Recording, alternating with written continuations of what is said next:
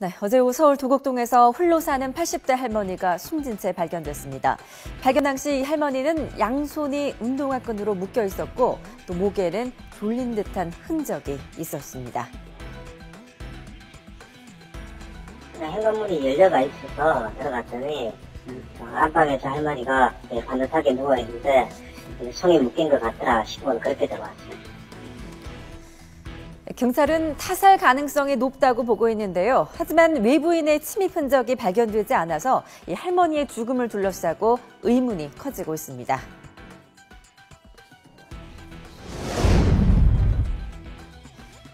공연 쓴 강도가 들었다고, 그래서 소리 들리니까 도망갔다고 이제 봐달라고 그랬다고 그러더라고요. 누구 모르는 사람들 들어오니까 그래서 하면은 막아달라고.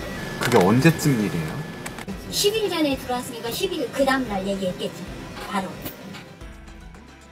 주민들의 말에 따르면 할머니가 숨지기 열흘 전에 모자와 마스크를 쓴 사람이 집에 침입한 흔적이 있었다고 합니다.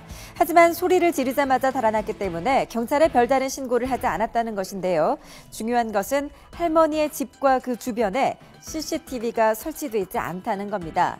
때문에 열흘 전에 왔던 사람이 누구인지 또 할머니가 숨진 날 당시에 누가 왔었는지 확인이 어려운 상황입니다. 이런 사정을 잘 아는 누군가가 이 할머니를 살해했을 가능성이 적지 않아 보입니다. 또 할머니가 발견된 상태를 봤을 때 자살이라고 보기는 어려운 부분들이 있습니다. 앞으로 묶인 상태와 목이 졸린 상태는 혼자서 자살하기 위한 행위로는 전혀 논리적으로 납득이 안 되는 부분이기 때문에 이 부분은 분명히 타살의 흔적이다. 이런 증거가 되겠습니다. 네, 발견 당시 할머니는 누운 채로 발견이 됐는데요. 전문가들에 따르면 이것이 목을 조리기에 편한 상태라고 합니다. 만약 할머니가 살해당한 것이라면 도대체 누가 또 왜 혼자 사는 할머니를 살해했던 것일까요? 동네 주민들의 이야기에는 한 가지 공통점이 있었습니다.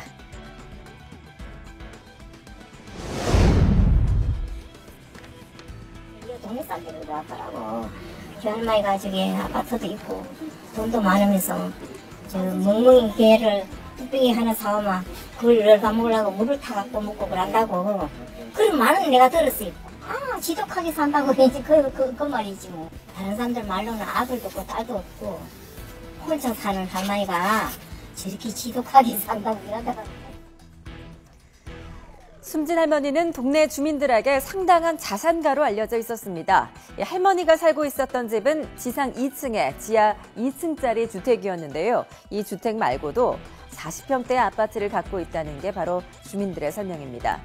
주민들의 말을 잘 들어보면요. 할머니가 상당히 절약을 하고 살았다는 것을 알 수 있는데요. 지독하다라고 표현하는 걸로 봐서는 주변에서 평판이 그리 좋았던 것 같지는 않습니다. 열흘 전에 괴한이 집에 침입했을 때도 앞집 주민이 홀로 사는 할머니를 걱정해 CCTV를 설치하면 어떻겠냐라고 권유를 했었다는데요. 동네 주민들의 이야기 직접 들어보시죠. 그러니까 괴고기집 사장님이 CCTV 당장 다세요. 그러니까 다 남의 일 같지 않으니까. 근데 안 다신 거죠? 못 달도 돈 아까워서 이 양반이 그냥 그것만 있었어도 묵묵히. 할아버지와는 10년 전쯤 사별했고 또 자식도 없는 것으로 알려졌기 때문에 할머니의 재산을 노린 주변 사람이 살해했을 가능성도 있습니다. 노인분이기 때문에 본인이 숨겨둔 은닉한 현금이 다량 있을 수가 있거든요. 그리고 자기가 신뢰하는 사람과는 채권 채무 관계를 가질 수가 있기 때문에 만약에 그렇다고 하면 그거를 면탈하기 위한 범행일 가능성도 있다. 다만 할머니가 죽음 형태가 어떤 오난에 의한 또 굉장히 분노를 표출하는 그런 그 범행 상태가 아닌 걸로 봐서는 재산을 노리거나 아니면 채무를 면탈하는 형태의 청부 살인일 가능성이 높다.